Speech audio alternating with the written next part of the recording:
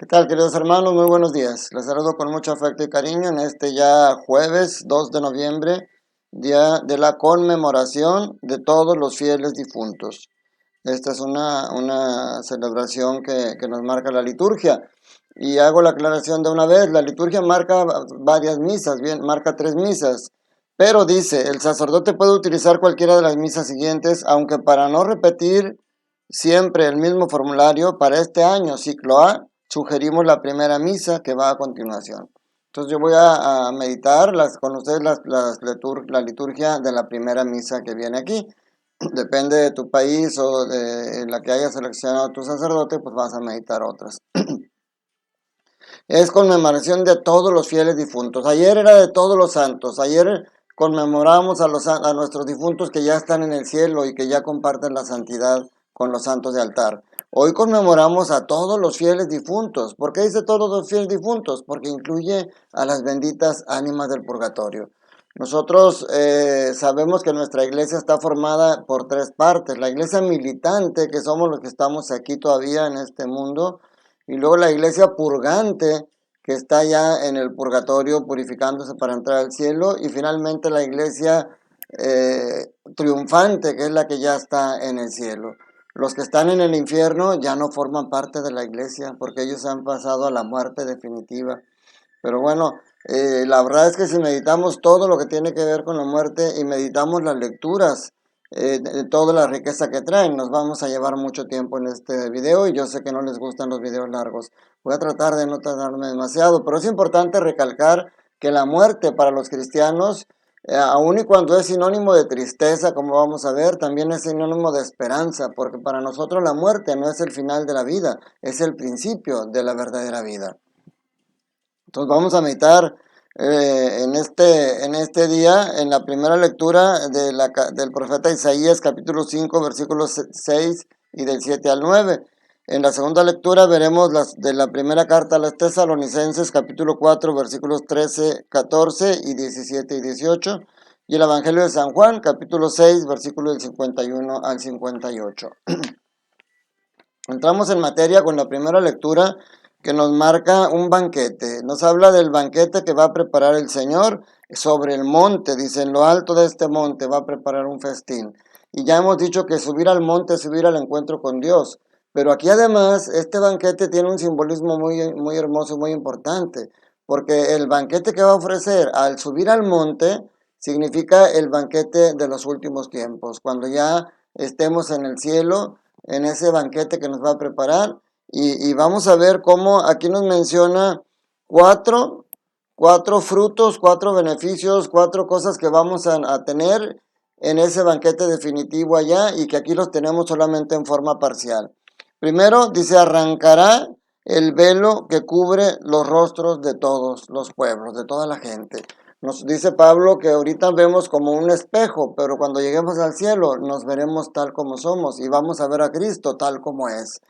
Cuando finalmente nuestro alma se una al cuerpo de todos los que ya han fallecido, entonces ahí tendremos un cuerpo glorioso como el de Cristo y será quitado todo velo.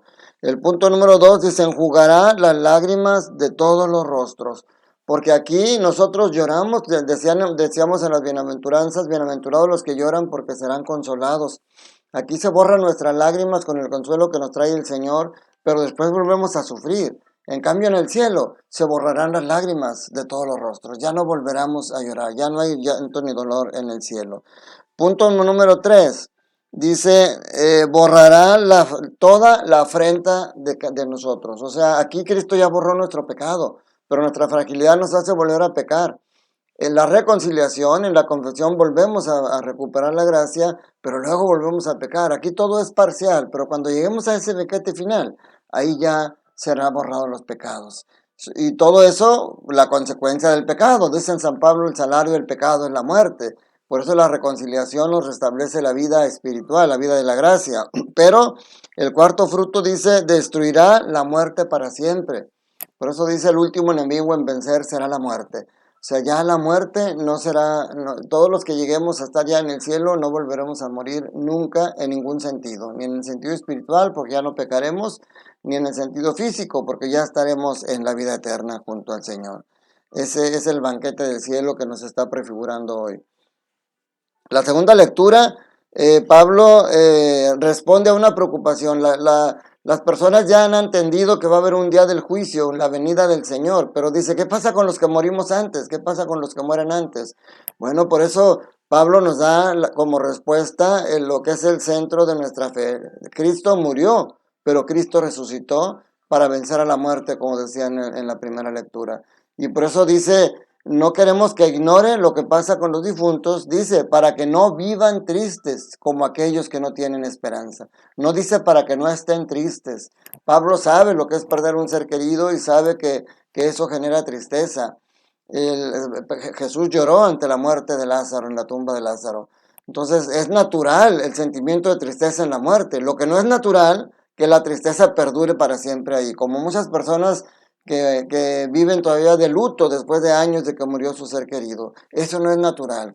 Pablo dice, no queremos que ignoren lo que pasa con los difuntos para que no vivan tristes, como los que no tienen esperanza. Nosotros los cristianos tenemos esa esperanza en la resurrección final, esa esperanza que creemos en las palabras de Jesús, que el que muere en Cristo no muere jamás, sino que vive para siempre. Entonces, por eso al final dice, consuélense pues los unos a los otros con estas palabras.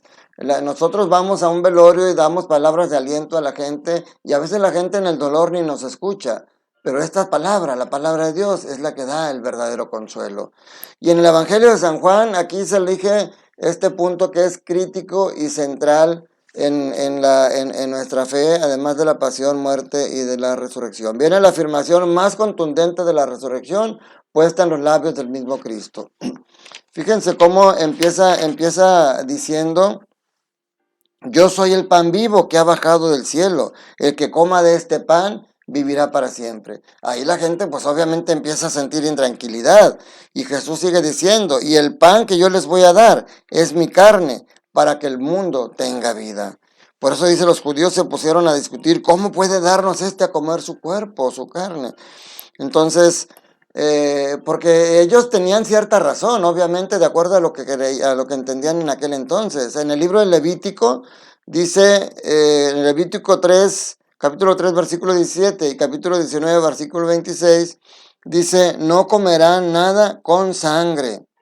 Entonces, por eso, lo que dice Jesús lleva a la gente del desconcierto a la incomprensión, porque sería antropofagismo, o sea, comer carne humana, y luego al rechazo y finalmente al abandono, como vamos a ver.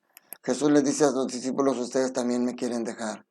Entonces, esto es porque la gente, obviamente, de acuerdo a los conocimientos y a la fe de entonces, como dice el Levítico, pues no dudan eso. Y luego, sobre todo, porque todavía hoy en día mucha gente que no son católicos dicen que es un simbolismo, que Jesús hablaba simbólicamente. Pero fíjense cómo lo dice muy claro. Jesús no engaña. Jesús cuando quiere hablar en simbolismo habla con parábolas. Aquí no es una parábola. Aquí Jesús dice, hagan de cuenta, cuando en la última cena dicen hagan esto en conmemoración mía, no dice esto es como si fuera mi carne, esto es como si fuera mi sangre. Fíjese las palabras que dice, mi carne es verdadera comida y mi sangre es verdadera bebida. O sea, aquí no hay simbolismos, o sea, es la transubstanciación que nosotros creemos que sucede en la consagración, es siguiendo la orden de Jesús que dijo, hagan ustedes lo mismo en conmemoración mía. Y Jesús baja y convierte, el Espíritu Santo es el que obra ese cambio en que el cuerpo, la carne, la hostia ya no es simplemente una hostia, sino que es la carne de Cristo, y el vino ya no es vino, es la sangre de Cristo. Ese es el centro de nuestra fe y por lo cual mucha gente la abandona, y tristemente hoy mucha gente que abandona la Iglesia Católica por otras tonterías, que si que la Virgen María tuvo más hijos, que si los santos, te lavan el coco tanto que te borran de tu mente esta idea central.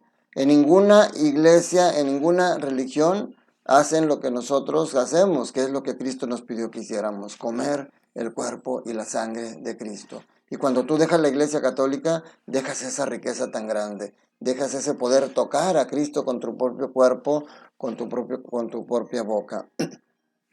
Fíjense, ¿qué significa la comida? La comida significa vida, aliento, fuerza, y se recupera la energía, pero también la unidad. O sea, siempre que cuando es un cumpleaños, cuando hay una fiesta, siempre se celebra con un banquete. La comida es símbolo de unidad. Y cuando tú te encuentras con amigos muy queridos que tenías años sin ver, ¿qué es lo primero que hacen? Vamos a juntarnos a comer, a platicar, a recordar, pero siempre en una comida. Y todo eso es lo que significa Jesús para nosotros, lo que Cristo es para nosotros. Cristo es vida. Cristo es aliento, Cristo es fuerza, Cristo nos hace recuperar la energía cuando estamos destrozados, Cristo nos levanta cuando estamos caídos. Por eso nos invita, la liturgia de hoy nos invita a recordar a nuestros fieles difuntos, pero recordar que Dios es, así como dice Jesús, que el Señor es un Dios de vivos, no es de muertos, nuestra iglesia es una iglesia de vivos, no es una iglesia de muertos.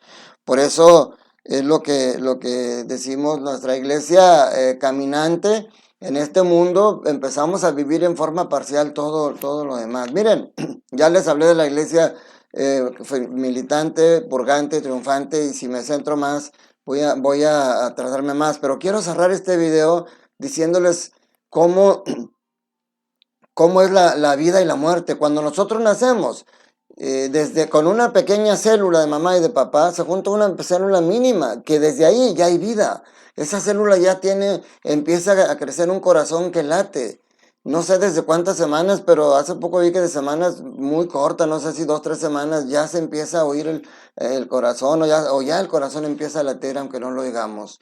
Entonces esa vida empieza dentro de otra vida. Por eso cuando una mujer quiere abortar dice, yo puedo hacer con mi cuerpo lo que quiera. Sí, si tú quieres quitarte el hígado, si quieres quitarte el pulmón, si quieres quitarte un riñón para donarlo, es tu cuerpo y lo puedes hacer porque es tu decisión.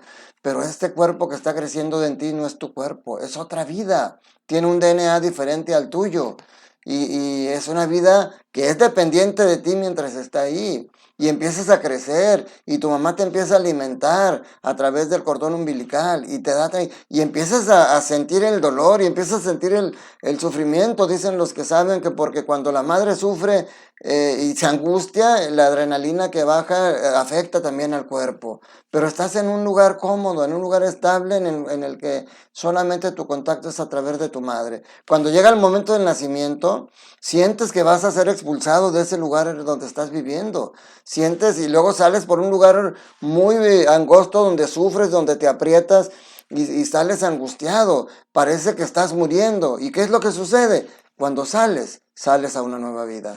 Empiezas a vivir de nuevo una vida diferente, que si la primera duró alrededor de 9 meses, la segunda puede durar los años o los minutos que el Señor tenga destinados para ti, o que algún accidente, que algo, porque las cosas no suceden todas porque Dios los quiere, pero suceden porque Dios lo permite. Pero lo importante de meditar aquí es que cuando tú naciste parecía, tu inconsciente sentía que estabas muriendo, y sin embargo empezaste una nueva vida. Cuando llega el momento de la muerte física, de la verdadera muerte física, entonces otra vez sientes que estás muriendo, otra vez sientes que pasas por un túnel tenebroso. Por eso dice el Salmo 22, aunque camine por cañadas oscuras, nada temo, porque tú vas conmigo, tu vara y tu callado me dan seguridad. Jesús camina contigo ese túnel tenebroso de la muerte, para que cuando lo cruzas, tú sientes que estás muriendo, y así como fue cuando saliste del vientre materno, ahora sales del vientre que es el mundo, y llegas a una vida nueva. A una nueva disfrutar de ese festín que nos dice la primera lectura, a una vida donde ya se borra tus lágrimas, donde ya se borra tu dolor. Dice San Pablo, todo el dolor y todo el sufrimiento que vivimos aquí no se compara nada con la gloria que vamos a vivir en la vida eterna. Y el dolor de la muerte es tan grande. El temor más grande que tiene la gente es el temor a morir. Y el dolor más grande es la muerte de un ser querido. Porque ese dolor ya no se borra, esa herida queda en tu corazón y vas a aprender a vivir con ella todo el tiempo. ¿Y por qué aprendes a vivir? Yo tengo heridas, cicatrices, porque tuve piedras en los riñones y yo me acuerdo cómo me dolía, pero ya no me vuelve a doler, es ilógico. En cambio, el dolor de un ser querido te vuelve a doler y vuelves a llorar, pero ya no son lágrimas de desesperación, son lágrimas de nostalgia, porque tienes esa esperanza, esa certeza en las palabras de Cristo, que un día te vas a volver a reencontrar con Él. Por eso, hoy que es día de recordar a tus fieles difuntos, si quieres ir al panteón, ve. Y si lloras, llora un rato con Él. pero recuerda mejor todos esos momentos hermosos que dejó en tu corazón y en tu mente, su amor, sus besos, sus palabras, su cariño, los días de campo, las navidades, todas esas cosas hermosas que los hacen sentir vivo dentro de ti. Y ahora sí cierro con esto de las cenizas, mis hermanos, porque mucha gente dice, yo quiero tener las cenizas de mi papá, de mi mamá en mi casa, porque quiero sentirlo cerca de mí. Eso es una falta de fe, mi hermano, porque lo que tú tienes, si tú tienes cenizas en tu casa, mi hermano, esas cenizas, perdóname que te lo diga de esa manera tan cruda, pero esas cenizas representan un cadáver. Esas cenizas no representan lo que fue tu papá o tu mamá o tu hermano al que tengas en tu casa. Haz de cuenta que tienes un cadáver en tu casa porque ahí no está. Si tú lo haces por sentirlo cerca, ahí no está. Ahí está solamente en los restos mortales. ¿Dónde está él? Su verdadera esencia está en un lugar más hermoso y sobre todo lo que era él está en tu mente y en tu corazón. Por eso las cenizas deben de ser llevadas o al cementerio o a unos nichos, a un lugar donde realmente sea digno para ellos. Y el lugar más digno para su recuerdo no es ahí. El lugar más digno es tu corazón y tu mente, donde va a seguir vivo dentro de ti. Un fuerte abrazo para ti con mucho cariño. Yo las palabras que te digo son palabras tomadas de nuestro magisterio, de las mismas del Evangelio, y son siempre palabras de aliento. A veces hay que decir cosas duras como las que te acabo de decir, pero todas esas son para que comprendamos nuestra fe y para que le demostremos nuestro amor al Señor, desprendiéndonos de todo, aún de nuestros seres queridos en sus cenizas. Que la bendición de Dios Todopoderoso, Padre, Hijo y Espíritu Santo, descienda sobre ustedes, sus familias, trabajos, escuelas y permanezca para siempre. Te mando un fuerte abrazo. Recuerda, Dios te ama, quiere que tengas una vida plena y en abundancia en esta vida, para que te prepares a vivir la vida a plenitud en el reino de los cielos. Un fuerte abrazo, cuídate mucho, que estés bien.